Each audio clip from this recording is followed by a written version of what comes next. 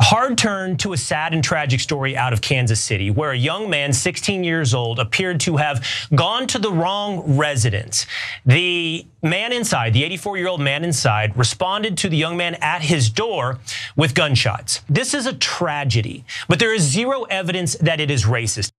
Yes, that is Fox News host Will Kane weighing in on the shooting of Ralph Yarl. That's the black high schooler who miraculously survived being shot in the head by Andrew Lester, an 84-year-old white neighbor of his. While the 16-year-old, as Kane noted, mistakenly went to the wrong address, and he ended up suffering with 2 shots to his body, which is such an incredibly tragic thing. But of course, Will Kane doesn't think that we can draw any conclusions whatsoever, despite the fact that this is something that happened in the South, and also we have an older white man and we have a young black boy. You can imagine yourself on both sides of the store, going to the wrong residence to pick up your siblings, literally got the wrong address.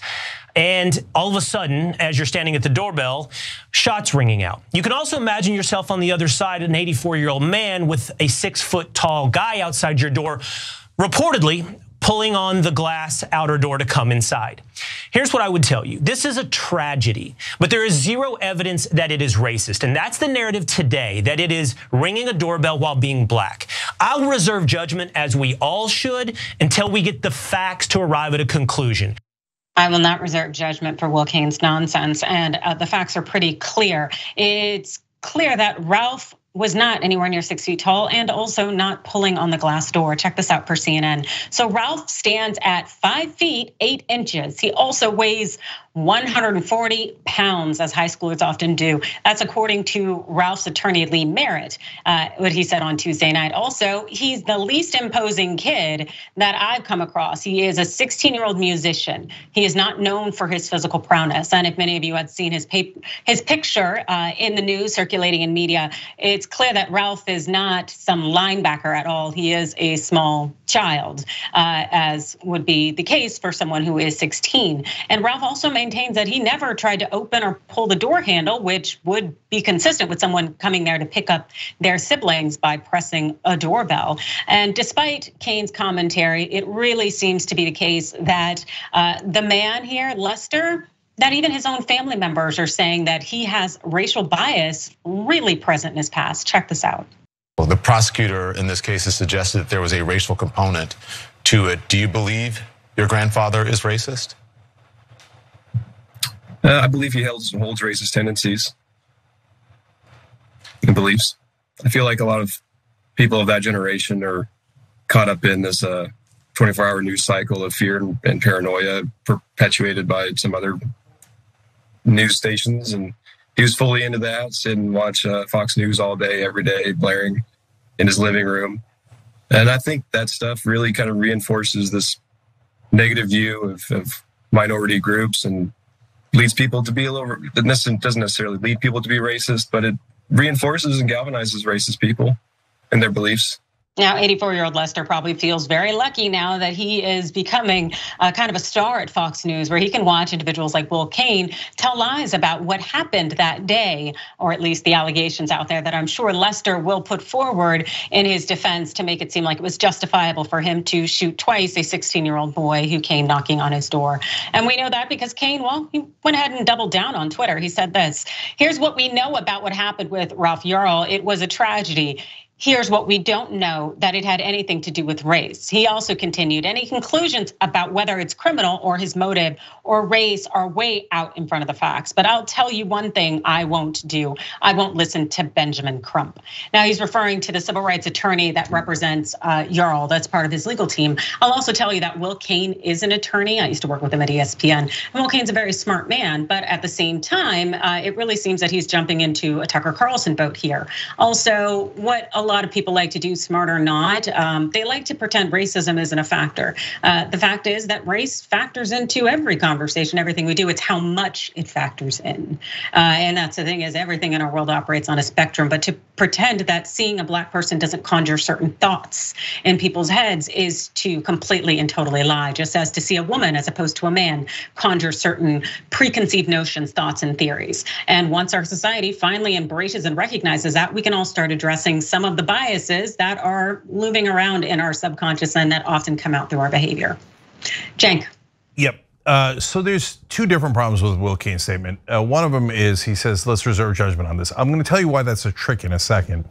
But the first one is a doozy on this one. He says, now you can imagine yourself on either side of this. And I thought, nope, I can't.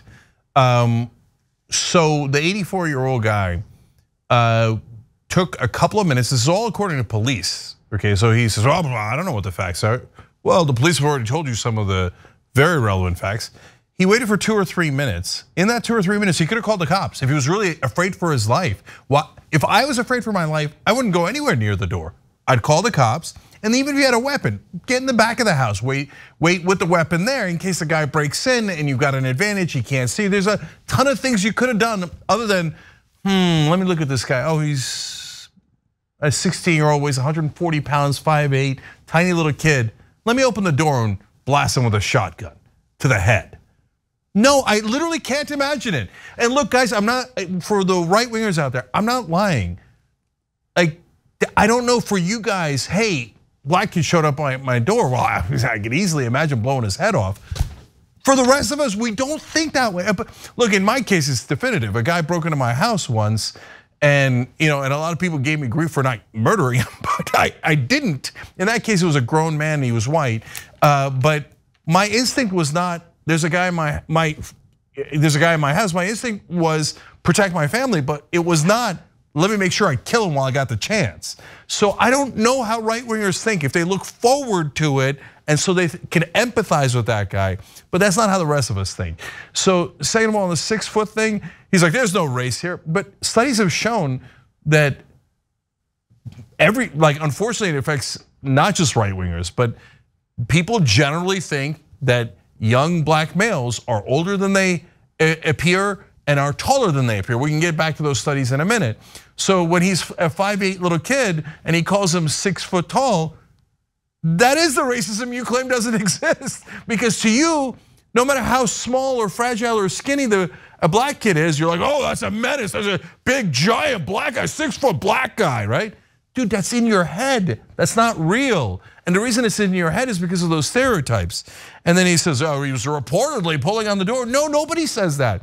The only person who said that he was pulling on the door was Lester, the alleged, attempted murderer. Yarl survived getting shot in the head. And so, no, he made it seem like the cops were saying that. Cops are not saying that. You know what else the cops said? It was racial. So that brings us back to reserving judgment. Whenever, like in old days when there were some Muslim shootings in America, they're like, ban all Muslims! Immediately, no reserving of judgment. Now there was a couple of trans shooters, they're like, take away guns from trans people, they're mentally ill! They say without a trace of irony, right? But when it comes to a racist 84-year-old who shot a black kid in the head for no reason, like, whoa, reserve judgment, we don't know what's happening here, okay? And he's like, we don't know if he said in the tweets, we don't even know whether it's criminal. You think that it might not be criminal to shoot a 16-year-old in the head that didn't do anything, that didn't have a weapon, that wasn't trying to break into your house, to shoot him in the head. You think that might not be criminal. Well, that tells me not that Lester isn't dangerous, it tells me that Will Kane is dangerous. There is, there's so much here that I can laugh and I can lose it at the same time. So where do I start? First of all, 5'8" is 6 feet to the right wingers because Ron DeSantis is 5'9", who claims to be 6 feet. Now, Adrian, you said you worked with Will Kane at ESPN. If you worked for ESPN, you've seen large black men, okay? So there's no mistaking this or whatever. But I'll tell you what the stereotype is, besides what Cenk said, and Cenk, it doesn't just apply to young black men, it applies to young black women. They're always assumed to be 10 years older than they are and sexually advanced and all of that. But here's the thing. The superhuman strength, okay? Every black man that gets shot has superhuman strength. That excuse is built in right away. I know because I'm a large black man. I've had superhuman strength since I was, 19. You say this isn't racial, there's no proof it's racial. Well, his grandson said it's racial. Okay, forget about the fact that he shot through the door. And when you want to talk about mental illness, this is the mental illness of our society, all right? In the past week, we've had 3 of these shootings, one in New York, one in this one, and the one in Texas, for things that people used to say, I'm sorry or excuse me. That's what that used to be the reaction to someone knocking on the wrong door, to someone turning around in your driveway, to someone reaching for your car door handle. We used to say, excuse me, I'm sorry. Now we attempt to kill you for it. So the mental illness is our society.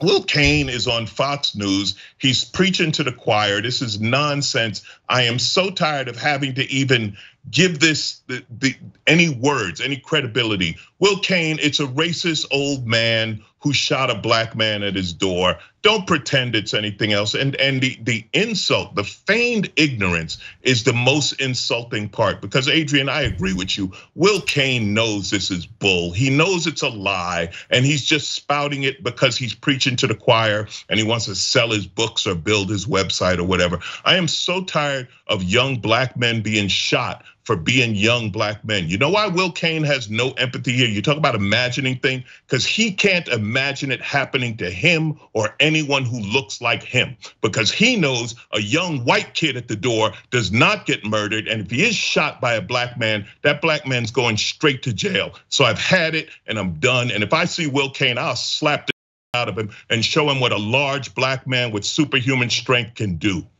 Bitch ass. All right, that is Alonzo's opinion. Of course, we don't sanction violence, and so I'm gonna say Alonzo should not do that. But Alonzo, if you fear for your safety, I think you should defend yourself whenever necessary, because clearly when these individuals are always so afraid. Because the person's black. I'm sorry to cut you off. I didn't mean to step on you, but that's their fear, right? That they're standing their ground. The fact that you are black or brown, they instantly fear for their safety. Yes, and that's where the racism is built in. And as you had mentioned earlier, in terms of young black people being assumed to be older or more mature, that's the adultification that follows us. And then if we're not adultified, then we are criminalized and we are made out to be the villain and the bad guy. And it's a thought that we're always up to something nefarious. That is the racism that follows us. And it is imbued in every action we take by virtue of the ignorance that is white supremacy. And yet we continue to suffer as a result of it. It's disgusting. I gotta say one more thing, Adrian. Sorry, Cenk. But regarding your past history at ESPN, I'm just betting this wouldn't be Will Cain's opinion in an NFL locker room. Why do I think he would not spout this off if he was in the New York Giants locker room? Just saying. So Alonzo, we're out of time, but I wanna, in the bonus episode, I wanna ask you a question. Like you said, I'm large, you're large, but I'm not black, you are. And so when people say like, oh, afraid of a large black male, I mean, you've had to live with that your whole life, as if it's okay to shoot you. So look, I want to talk about it a little bit more fulsome conversation in the bonus episode. TYT.com/join to become a member, or hit the join button below on YouTube. Thanks for watching the Young Turks, really appreciate it. Another way to show support is through YouTube memberships. You'll get to interact with us more. There's live chat, emojis, badges. You've got emojis of me, Anna, John, JR. So those are super fun. But you also get playback of our exclusive member-only shows and specials right after they air. So all of that, all you gotta do is click that join button right underneath the video. Thank you.